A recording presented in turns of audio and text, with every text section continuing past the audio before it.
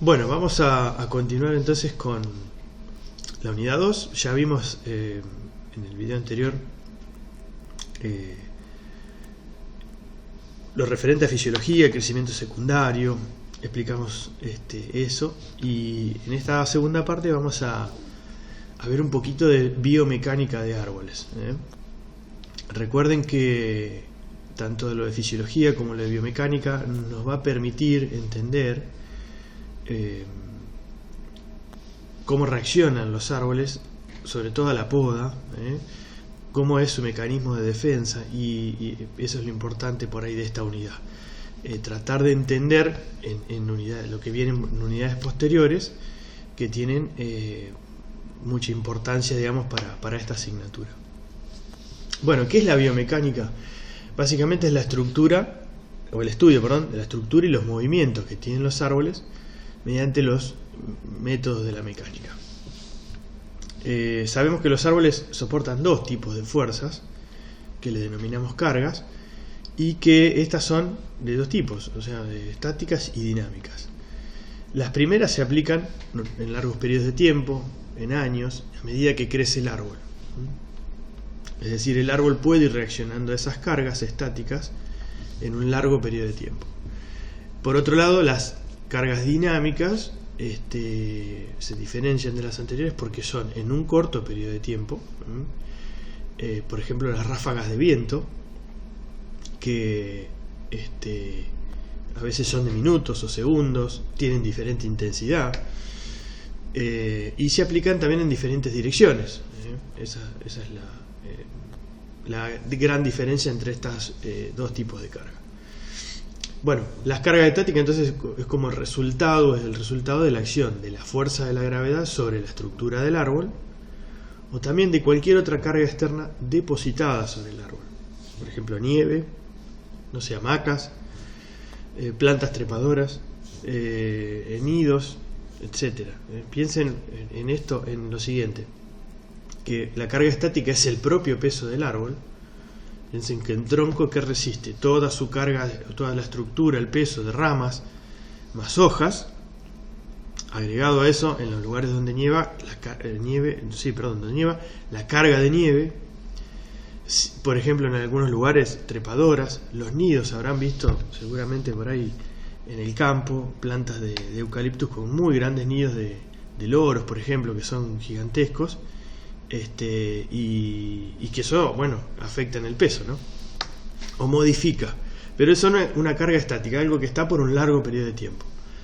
Las cargas dinámicas son acciones de fuerzas externas distintas a la gravedad, al propio peso, y que se aplican en un periodo relativamente corto sobre la estructura, como decíamos. Entonces, la más importante de las cargas dinámicas es la fuerza de arrastre del viento.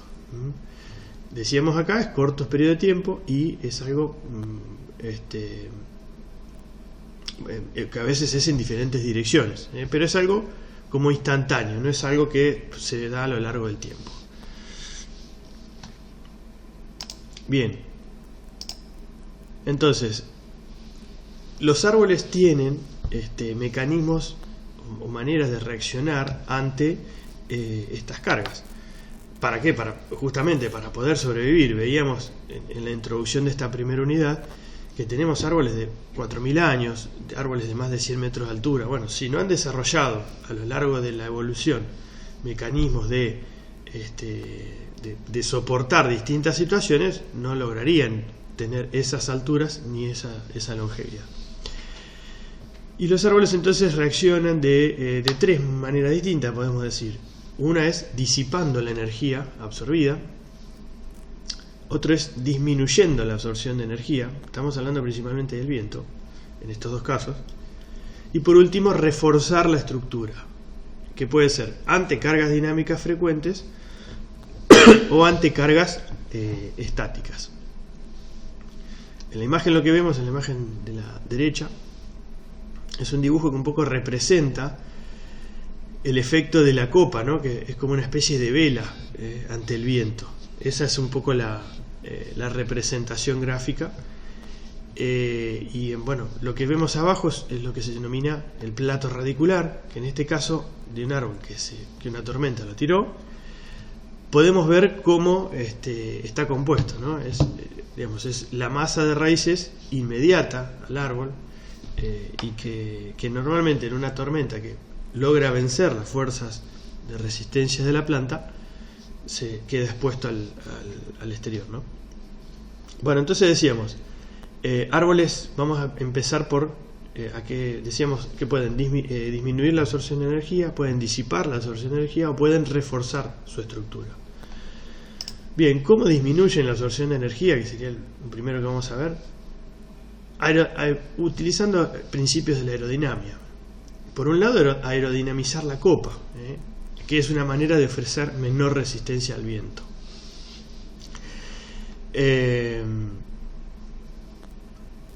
Pero también puede ser mediante el desarrollo de hojas más chicas, cuando hay una fuerza del viento que es con cierta constancia. El desprendimiento de ramas también es otra medida para sobrevivir. Piensen que es preferible perder ramas que no el árbol se caiga, ¿no? Y la reconfiguración aerodinámica de la copa y hojas ante fuertes vientos. Eso es un poco lo que se ve en esta imagen. Fíjense un árbol que es podría ser un ciprés. Y en esta imagencita de la derecha vemos cómo esta es la vista desde arriba del árbol,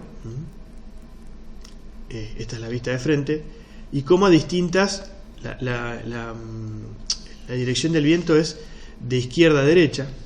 Y fíjense que dice 0, 1, 2, 3, 4, es decir, cómo el árbol a diferentes velocidades de viento en aumento hasta 8 va reconfigurando la copa de modo, fíjense en la imagen de vista de arriba, ¿no?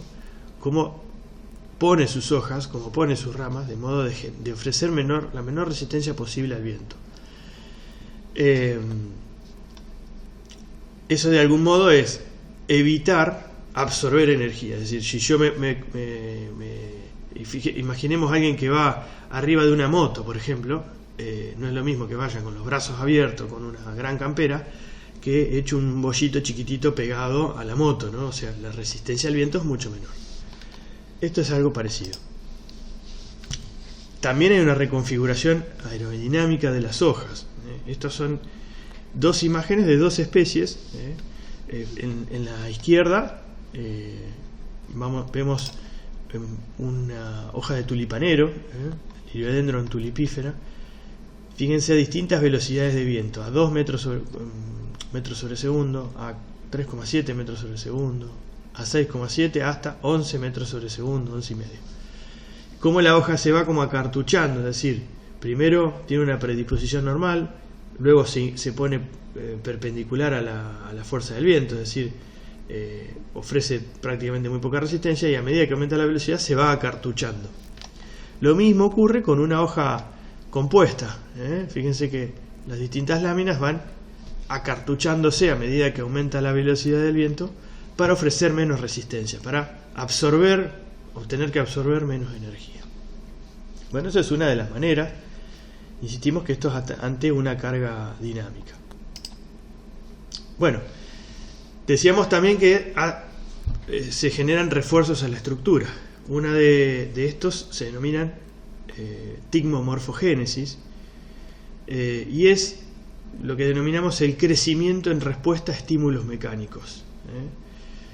Estos pueden ser debido a cargas estáticas como también a cargas dinámicas.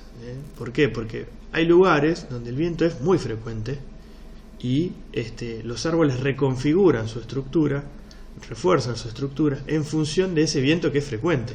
Ahora vamos a ver algún ejemplo. Bueno, en este caso es una reacción de largo plazo y consiste básicamente en la reasignación de recursos energéticos para el crecimiento. Es decir, carbono. Piensen en esto, que la planta, en realizar un montón en este caso, de refuerzos, de crecimiento adaptativo a esas circunstancias, utiliza energía, es decir, hidratos de carbono, que normalmente utilizaría para otra cosa, para crecer, por ejemplo. Acá hay una reasignación de esa energía para, como decíamos hoy, al inicio sobrevivir de algún modo, si no serían árboles poco longevos, no llegarían, no todas las especies lo logran, ¿no? Obviamente, pero no es casual entonces que haya especies de 100 metros y de 4.000 años de longevidad.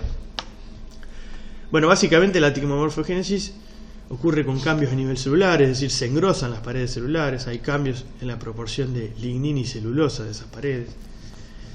También hay cambios a nivel del cambio de ese meristema de desarrollo secundario, hay una mayor división celular en una parte del tronco que en otra. Hay cambios en el anclaje radicular, es lo que estamos viendo en la imagen de la derecha abajo. Eso se denominan contrafuertes, es la unión, o sea, que tiene el tronco con sus raíces, con una especie de estructuras que le dan más rigidez. No ocurre en todas las especies, pero algunas tienen este sistema de rigidizadores. Hay cambios en el alargamiento de ramas y en la altura total, y también diferencias en el crecimiento en diámetro, en el grosor. Bueno, vamos a ver algunos ejemplos. Fíjense, en este caso es paraíso común, dos imágenes. El de la izquierda es un crecimiento en alineación, es decir, fíjense, ustedes ven ahí, observan dos hileras de paraísos de 7, 8 plantas cada hilera que tienen una determinada contextura, una determinada envergadura, distinto al paraíso que está a la derecha, que es un paraíso que está creciendo en una vereda prácticamente aislado, es decir, ha crecido solo, sin competencia. Y fíjense que las estructuras son completamente distintas. ¿Por qué decimos que son distintas? Bueno, el crecimiento en alineación obligó a estos árboles a competir por la luz, entonces hay una prioridad en la elongación, en la búsqueda de que la copa, las hojas, obtengan luz para hacer fotosíntesis.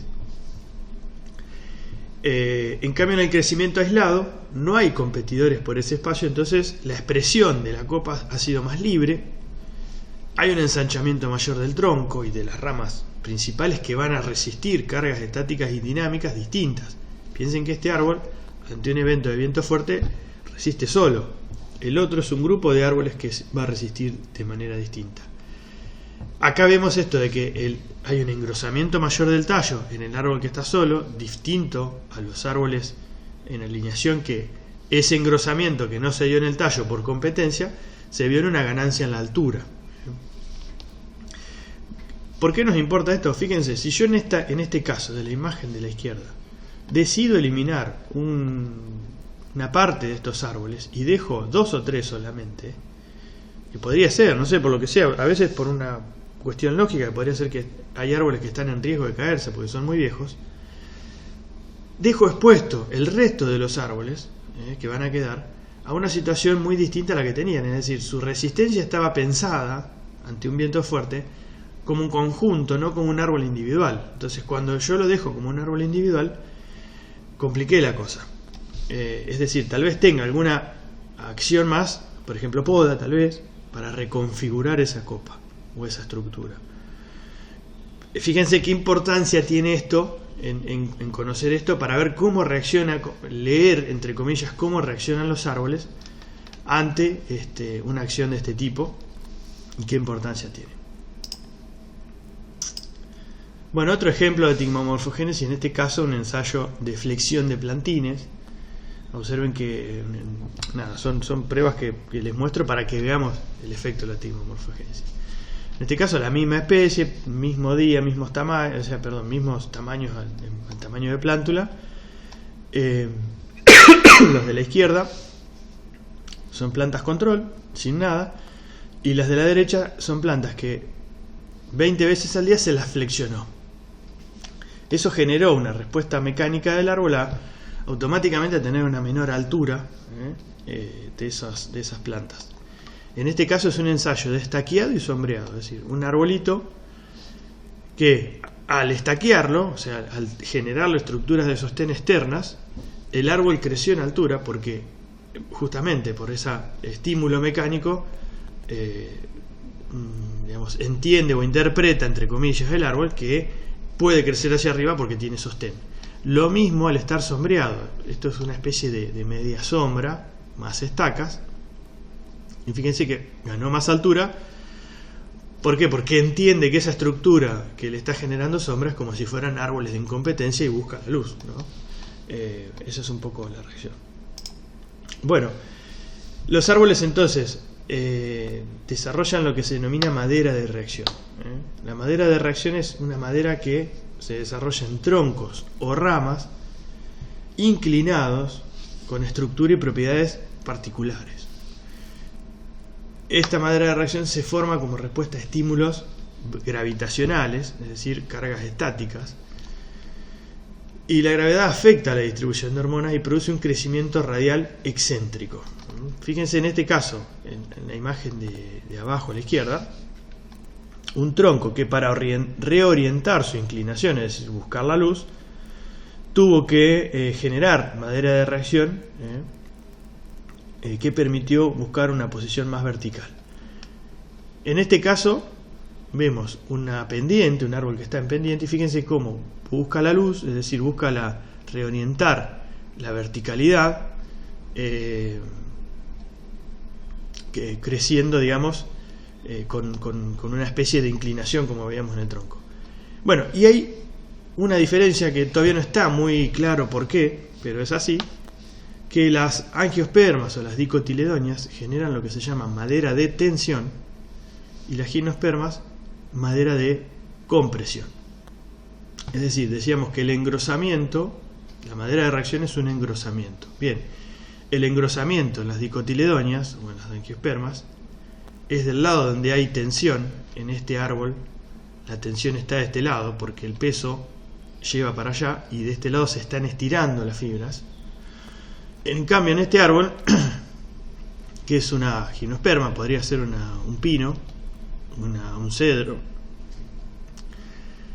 el engrosamiento, como se ve en esta imagen, esta es una vista desde arriba del tronco, o sea, un corte transversal, se da del lado donde está la compresión, es decir, donde las fibras se están comprimiendo por el propio peso. No está claro por qué las dicotiledonias, las angiospermas, lo hacen a tensión y las gimnospermas a compresión, pero es así.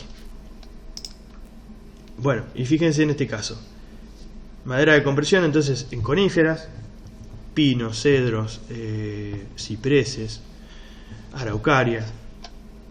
En este caso decimos, se produce un incremento de la actividad cambial de una parte, hacia un lado, en este caso en la parte inferior de la rama o del tronco, y resulta en la formación de anillos anuales desiguales, es decir, más gruesos. Si ven en esta imagen es una rama de un cedro, fíjense que la médula está acá, es decir, el crecimiento fue desigual hacia abajo, hacia el sector donde la rama comprimía, es decir, donde iba el peso. ¿Bien? La madera en este caso va a ser más densa y más frágil que la madera normal, y la transición entre leño temprano y leño tardío es más suave. Las traqueidas son más cortas y tienen una pared densamente lignificada. De algún modo, estos dos tipos, tanto la madera que se genera a compresión como a tensión, son refuerzos. Es eso, es un refuerzo de la estructura. La madera de tensión, decíamos, se formaba en las angiospermas, en las dicotiledonias, y es lo mismo, un incremento de la actividad cambial que va a producir anillos desiguales, excéntricos, pero en este caso más gruesos en la parte superior de la rama o tronco. Fíjense, en la imagen de la derecha, esto es un fresno, un árbol que estaba inclinado, su inclinación era hacia allá, creció con esa inclinación hacia allá, y aquí está la médula, y fíjense cómo los anillos de crecimiento son marcadamente desiguales hacia el lado de la inclinación. Perdón, la inclinación era hacia acá. Lo que nos está diciendo, digamos, era hacia acá, digamos, a tensión. La inclinación era hacia este lado. Y la descripción están al revés. Ya las vamos a cambiar porque están al revés. La rama de cedro es esta y este es un tronco de fresno, como decíamos, sometido a tensión. Bien, en este caso la madera de tensión presenta fibras mucilaginosas con una pared secundaria compuesta mayormente de celulosa, que cuando se corta, cuando se hace el aserrado de esa madera, la madera tiene un aspecto lanoso, es decir, como las fibras como desprendidas, y tiene que ver con esto de esos mucílagos, esas fibras mucilaginosas que le dan esa textura. Bueno, hasta acá vimos la madera de reacción, que era a tensión o compresión según la especie arbórea, resultado de la carga estática. Ahora, ¿qué pasa cuando yo tengo una carga dinámica que tiene cierta constancia? En este caso se genera lo que se denomina madera de flexión. Por ejemplo, fíjense en este caso, los denominados árboles bandera, es decir, en este caso es una lenga, un Nothofagus pumilio, esto es en la costa muy cerquita de Ushuaia, donde los vientos, a pesar de que es una carga dinámica, tiene una constancia importante, es decir, es todos los días, muchas horas. Entonces el árbol reconfigura su estructura en función de eso. Fíjense, primero, cómo esa reconfiguración aerodinámica que lo obligó a hacer así el viento. Fíjense el árbol de atrás, cómo me marca la dirección del viento, porque el árbol de atrás no tiene la misma forma de este que está absorbiendo o que está en contacto directo con el viento. Y si viéramos el tronco y lo cortáramos, como en este caso, veríamos esto, es decir, hay un engrosamiento en la dirección del viento, pero en este caso como respuesta a la oscilación. Piensen que este árbol crece oscilándose, es decir, como si fuera oscilando, ¿no? Va y viene el tronquito hasta que empieza a engrosar. Esa oscilación, en el sentido que se da esa oscilación, el árbol genera una respuesta mecánica engrosando. No hay acá cambios macroscópicos, digamos, en la madera, como si veíamos en la madera de reacción, pero se ve, digamos, de esta forma. Yo les pongo una foto acá, por ejemplo, de un árbol, un bosquecito de lengas que tienen